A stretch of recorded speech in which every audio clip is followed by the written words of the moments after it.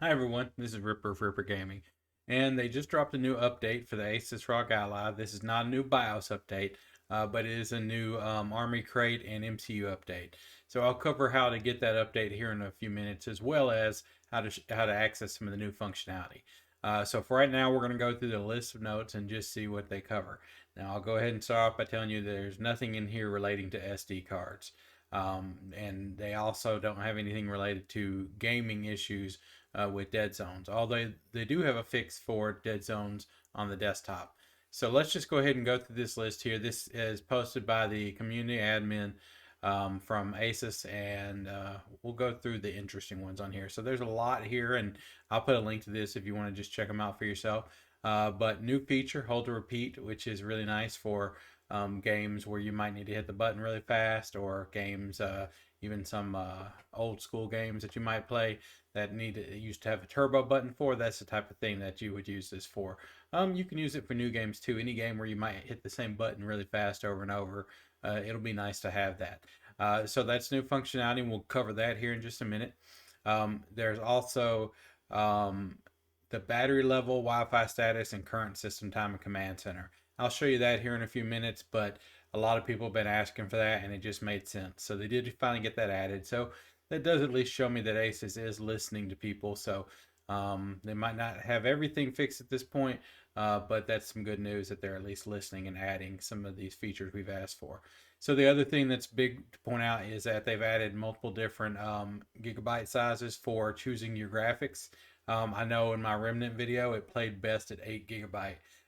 So if you want to set it to that, you can do that already. But if you want to try 6 GB, anything like that, 5, 6, that kind of thing, then you had to do it through the BIOS. It was workable, but if you don't like to go into the BIOS, and it's a bit of a pain. So this is now an option inside the MCU or Armory Crate. So that's going to be much easier to access if you want to play around with that, trying to get a game to work as best as possible. So the other thing is they added Xbox Cloud Gaming, and I'll show you that as well. And so that's a nice little feature. Cloud gaming is great on this device, especially if you have a good Wi-Fi connection. And so that's just a shortcut to it and allows you to set it up pretty easily. So there are a few other things that one I have seen phenomenon where the on-screen keyboard will flash when you're opening an application. So I've seen that myself. It wasn't a big deal, but they did take care of that as well. And let's see, I don't think there's anything else that we haven't covered in here. Looks like the right button key will navigate the tabs in the BIOS. So that is a plus because you had to use your mouse or your touchscreen in order to get that to work before. So that's good news. So everything else, just minor bug fixes here and there. So now that we've kind of covered that, I'm going to jump into my screen, and I'm going to do a different way. I'm just going to share it through a capture device and show you through some of the new functionality. So let me go ahead and switch that over now. All right, so we're on the desktop. I've switched to another recording software. I was having some issues with OBS, so trying out Streamlabs now to see if that's better. So the first thing you're going to do is you got to make sure you get updated. So go into My Asus and run your updates if you haven't already done so. Do all the updates, reboot as needed, that type of thing. After that, we're going to go into Armory Crate. So I'm opening that up right now. Mine's already updated, but I'm going to show you how to access some of the new functionality. So first thing we're going to do is go over to the last page here and go to our update center. Now this is on the right side. In the previous version they kind of changed it around a little bit because they added this campaign up here, but that's fine. Just make sure you find update center. So we're going to go into that. Now this new update center actually has a new option, which is nice, which is the automatic essential update. So as long as they consider an essential update, they'll go ahead and do it for you. So I don't know if that's going to leave some where they don't auto update, but it's nice functionality to have in there. And so you'll want to do check for updates, which we'll jump down here and hit check for updates. I shouldn't have any because I updated earlier today. But once you check for updates, do any that are out there. And I always like to do a double check after I do my updates, make sure there's nothing else missing. Sometimes there'll be something on the bottom one. You see there's an update and update all on the lower portion here. And so just depends. Sometimes there's additional updates. Just make sure you get all of them. So now that we've got our updates, we're going to go in here and show you some of the new functionality.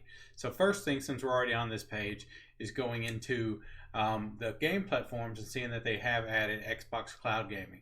You could already use this before. This is just a shortcut to let you get the app from the Microsoft Store and install it.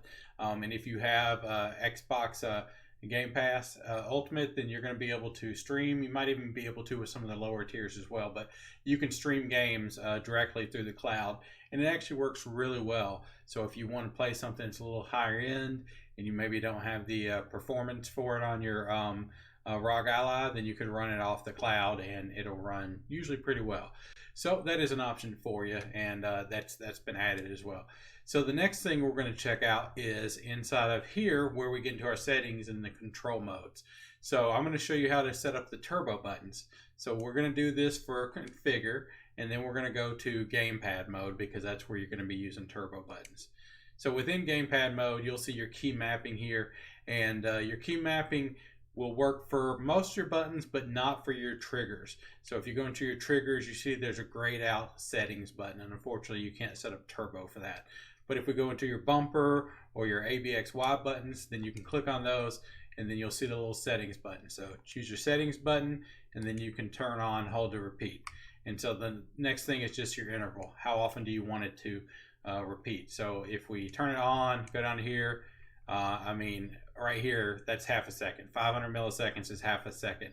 So if you want it to hit every, twice a second, or you can turn that all the way down to 50 milliseconds. So, you can do the math and just kind of set that wherever you like.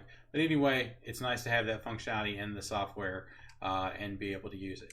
So I'm going to turn that off for now, but there's a lot of games, fighting games, maybe old platformers, things like that, where you might need to hit buttons really fast, and this could come in handy for you.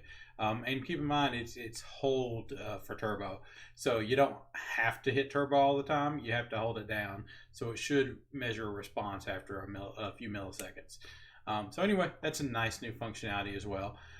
The other thing I want to show you is if we go back out here into operating mode, well, now under GPU settings, we have options for auto all the way to 8 gig. Now I've got mine set to 8 gig because the Remnant seems to play best at 8 gig, and that's what I was playing last. Before that, you could set 5, 6, 7 in the BIOS, but a lot of people don't like to get into the BIOS. So now every option is available here. Now I will say that when you change it, it will ask you to reboot. So keep that in mind. You're still going to have to reboot. So you can't switch it on the fly, maybe while you're playing a game, that kind of thing. Anyway, it's nice to have all the options in there now. I typically play at 4 gig, but Remnant's the only one I've had to really push it at 8 gig to make it play well. So the other thing is there are 2 more things I want to show you. So I'm going to go to the desktop, and I'm going to have to access my control mode to switch over to desktop. Now, while I'm here, you should pay attention to the fact that now you do have your Wi-Fi showing you that you're connected to Wi-Fi. You've got your battery, and you've got your time within this command center. So that's really nice. That's not something that we've had in the past. If you wanted to access that info, you could, but you'd have to jump over here to Armory Crate, open that up, and that can be a pain. So while you're playing a game, you can easily just get a quick view, see what time it is, make sure you've not been playing too long, or your battery's not about to die, that kind of thing. So that's a welcome addition. I'm glad they added that. And so the last thing we have here, and I'm going to show you this here, you can just kind of see my mouse movement here. It's decent. I can go access things and get up to, say, my minimize. This is better than it used to be. I'm not going to say it's great.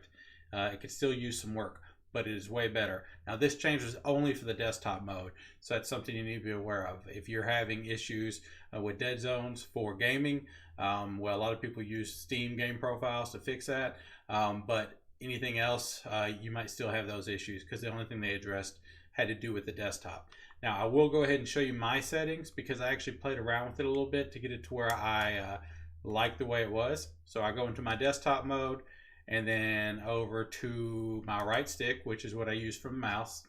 And you can see I've really set mine halfway. Now I normally don't do that for anything else, but I think it defaulted to a dead zone of 0% and 70%. So dead zone 0, outer threshold 70, and that's where it came.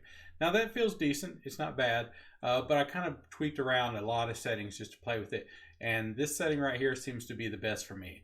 Now, you might hate that. So please feel free to just play around with it and get it to where it feels comfortable for you. So anyway, that's kind of the gist of the new updates. Hopefully that helps you find some of the things, like the turbo button was not the easiest thing to find, especially because I was trying to make it work on the triggers.